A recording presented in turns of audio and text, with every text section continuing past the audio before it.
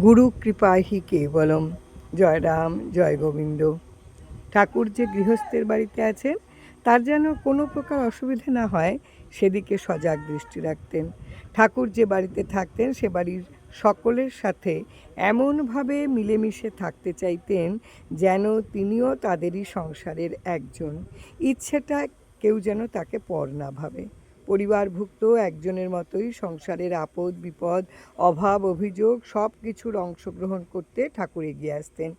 বাড়িতে কারোর অসুখ বিসুখ করলে কি পথ্য হবে, কি ঔষধ খাওয়ানো হবে, অ্যালোপ্যাথি না হোমিওপ্যাথি, ডাক্তার ডাকা হবে না কবিরাজ ডাকা হবে, সব কিছুর পরামর্শেই ঠাকুর অংশগ্রহণ করতেন। অনেক সময় হয়তো নিজেই ঝোপঝাড় থেকে লতাপাতা বা শেকড় তুলে এনে রস করে রোগীকে খাইয়ে দিতেন। বাড়িতে লোকজন বেশি এসেছে, শোবার জায়গার অভাব, ঠাকুর নিজের শয্যাতেই কোনো কোনো ভক্তকে স্থান করে দিতেন। মনে করতেন এসবের বিধি ব্যবস্থা করার দায়িত্ব তো তার আছে।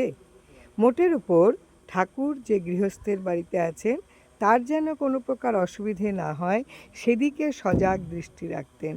ছোট বড় নানা কাজে তাদের সাহায্য করতে পারলেই যেন ঠাকুর খুব খুশি হতেন।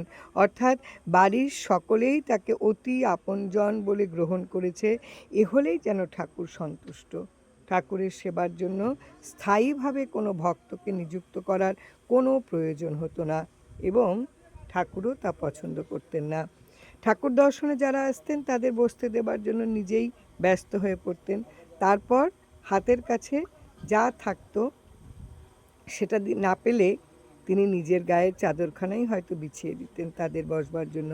এর জন্য ঠাকুরের কোনো ভাবান্তর ছিল না, কারণ ভক্তদের বসবার আসন দেবার দায়িত্ব তো তারও। এবার সচক্ষে দেখার সৌভাগ্য হলো তৃণাদপি শুনিছেন কাকে বলে।